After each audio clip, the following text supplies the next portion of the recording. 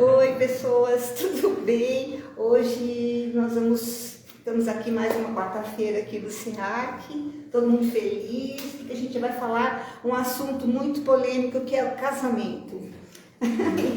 É muito polêmico. É o capítulo 22 do Evangelho segundo o Espiritismo, e o que está escrito lá é genial, tá? Então vocês podem ler, porque realmente é tudo que a gente precisa saber hoje. Vamos assim nos acomodarmos, agradecendo como sempre a gente faz, agradecendo a espiritualidade, porque essas 1h30 que a gente passa aqui é um presente que a gente dá pra gente mesmo, é um momento que a gente pode relaxar, que a gente está entre amigos, enfim, que as quartas-feiras aqui são muito abençoadas, né?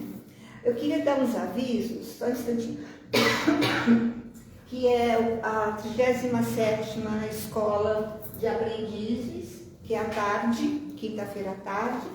Não, 38ª. Vai começar a 38ª e o Cunha vai dirigir, né? E o Cunha é genial, gente, vocês precisam fazer com ele, porque ele é demais. Então é isso, eu vou só pedir licença para tomar um gole d'água que ficou lá dentro. Você pega na minha bolsa? É aquela bolsa marrom que estava na câmera. Bom, então deixa eu me aguento aqui. Não precisa, não me aguento, vou deixar. Só peço desculpa. Nós vamos agora saudar os nossos amigos espirituais com a nossa gratidão, com o nosso amor, com o nosso carinho, com uma prece que eu gosto de fazer para a Mãe de Jesus, porque a Câmara de Fatos faz bastante Pai Nosso, então eu gosto de fazer a prece da Virgem Maria, tá? Então vamos. Ave Maria, cheia de graça, Senhor é convosco, bendito sois vós entre as mulheres, bendito é o fruto do vosso ventre, Jesus. Santa Maria, Mãe de Deus, rogai por nós, pecadores, agora e na hora da nossa morte. Que assim seja, graças a Deus. Gente, obrigada.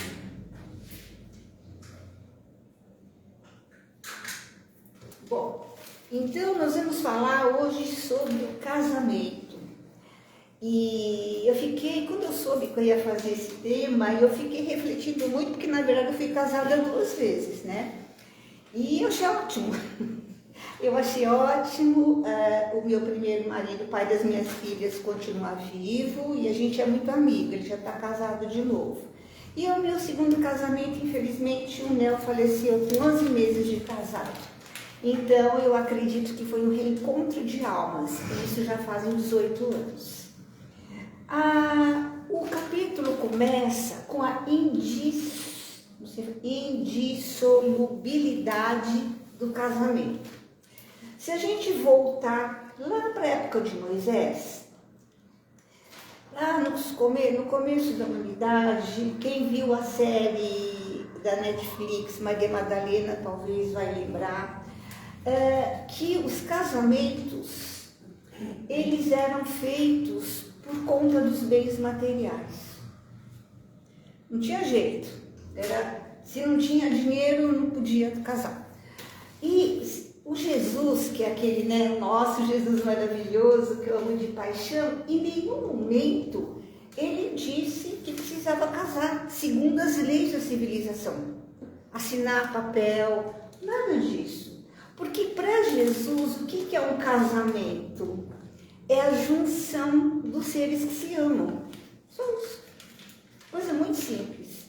Agora, eu, com a minha experiência de vida, os meus casamentos, namorados, essas coisas todas que a gente tem, eu tirei assim uma experiência que quando você está muito, vamos dizer, você está com uma pessoa por paixão, você olha para aquela pessoa e fala, nossa, agora esse cara é o homem da minha vida, e você tem aquela união carnal, que é a coisa mais linda do mundo, você fala, não, estou apaixonada, vou casar. Aí, agora, né, com a experiência de velhinha que eu tenho, eu já não faria isso se fosse Chico, porque o que vale, gente, é o amor. Agora, quando é que o amor acontece de verdade? É muito individual. individual, não tem regra, não é 2 mais 2 são 4.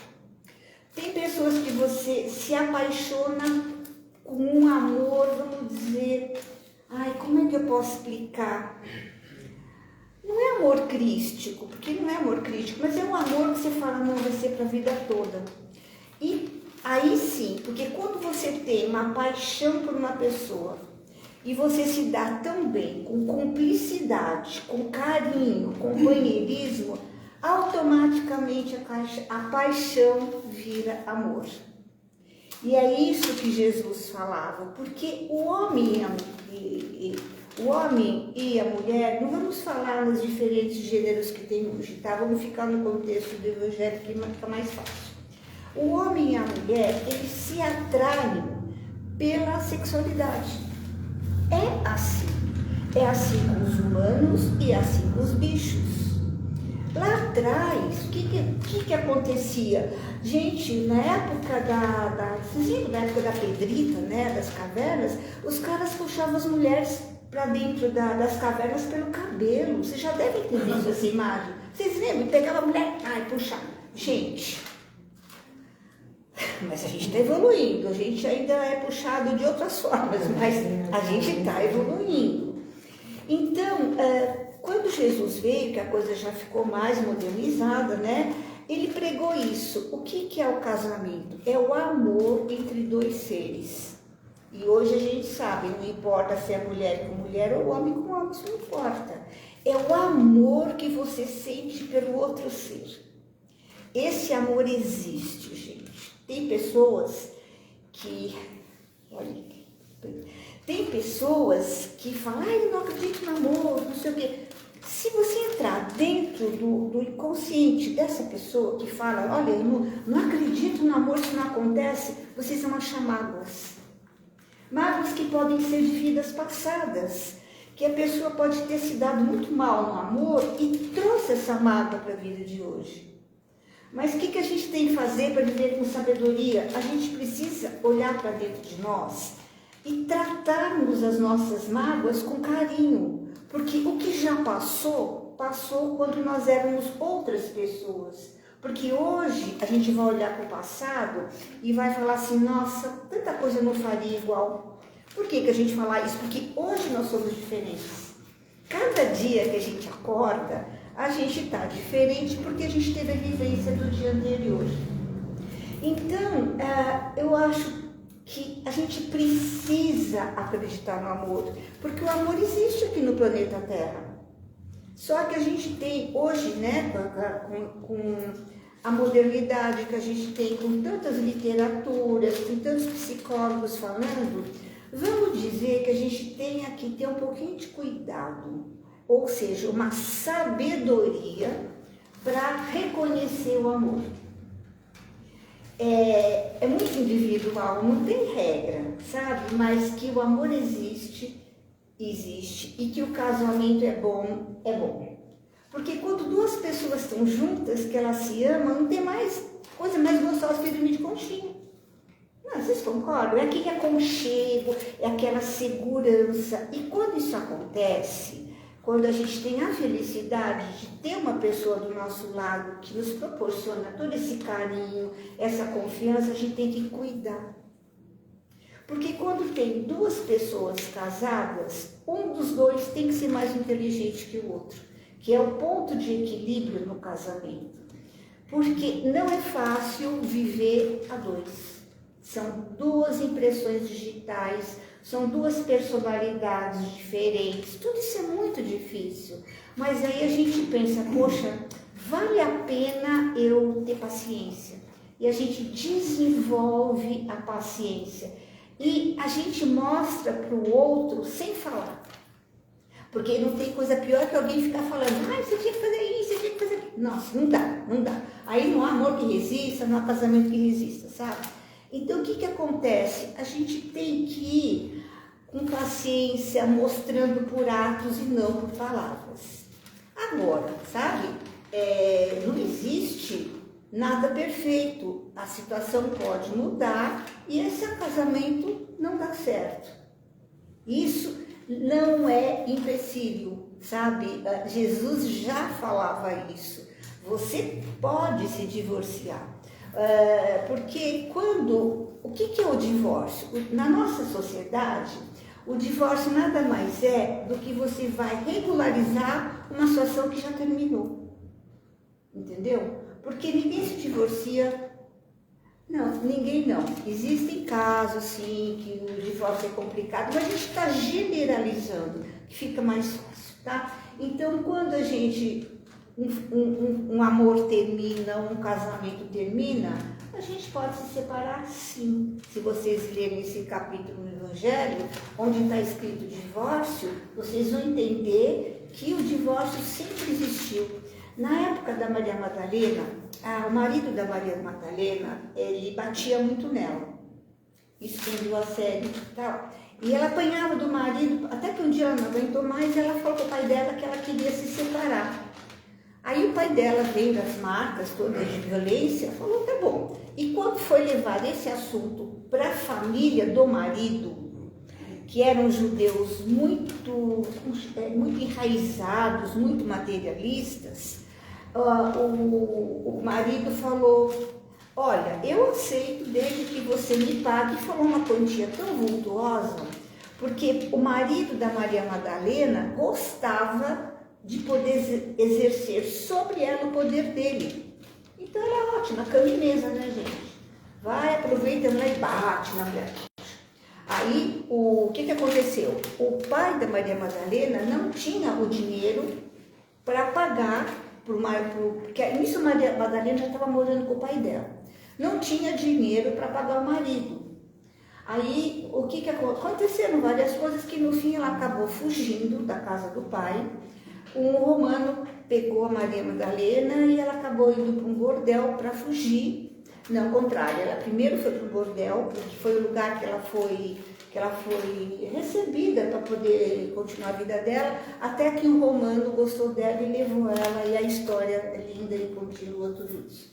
Então, o divórcio nada mais é do que você colocar a sua vida material de acordo com cada civilização em ordem. Por exemplo, vocês veem agora que está na mídia a Arábia Saudita.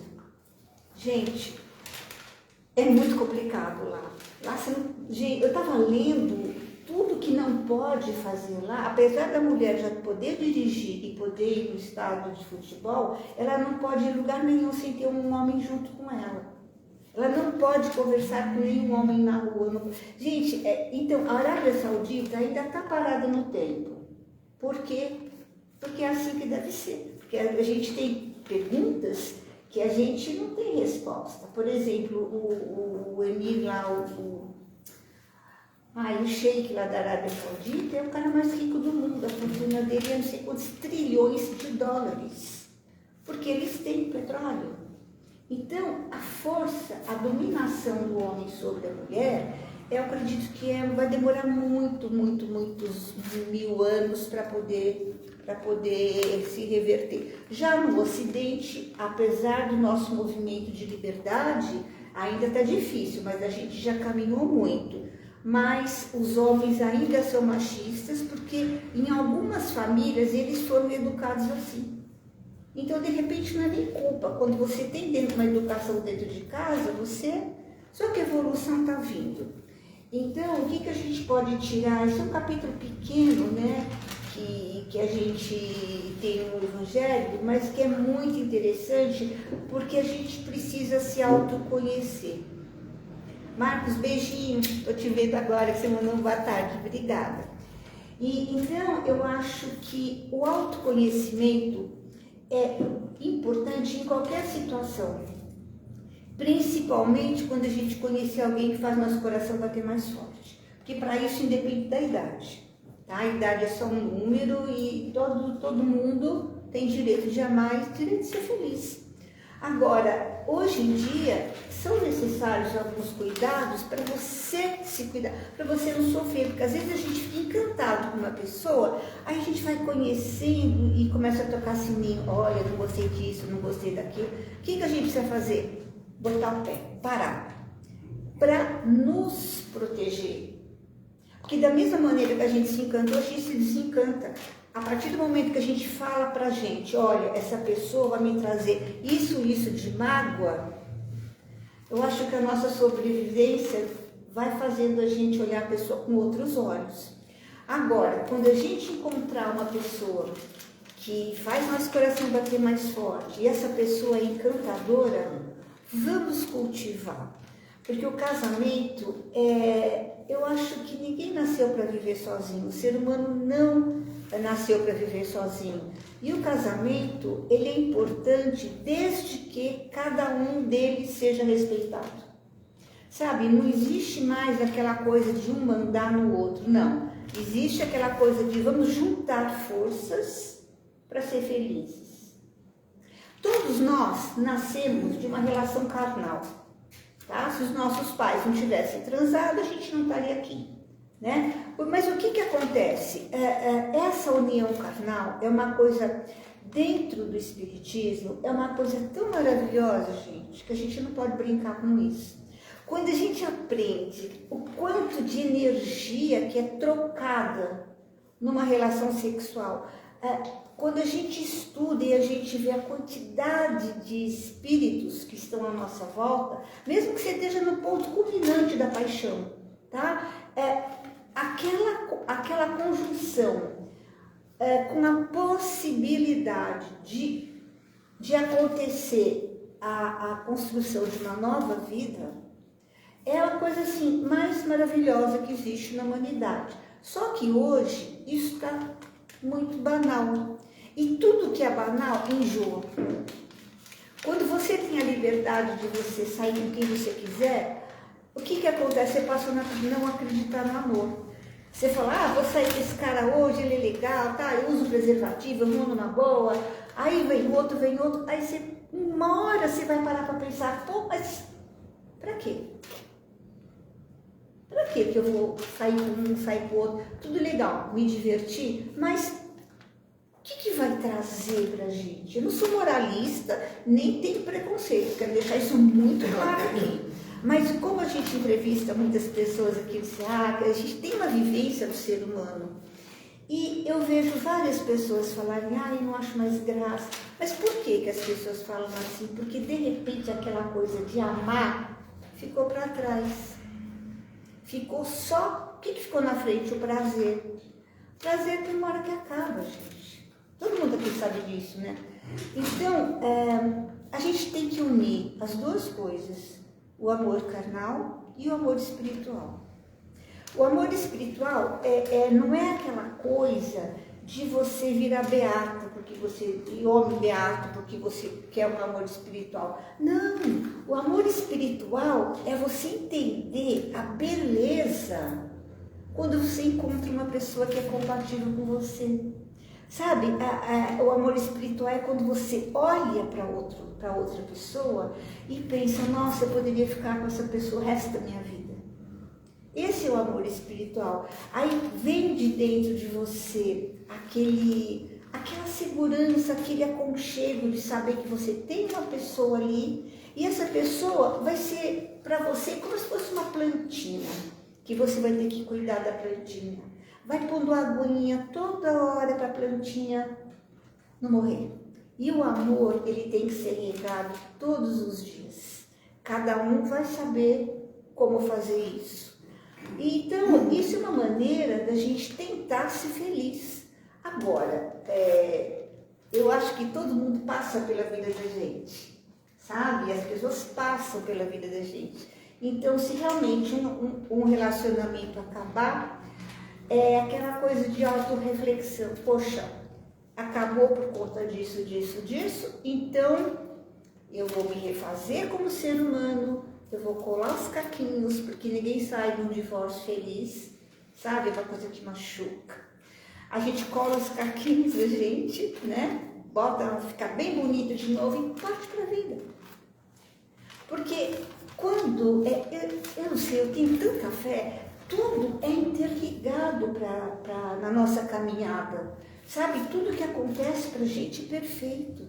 É que a gente ainda não tem a capacidade de entender.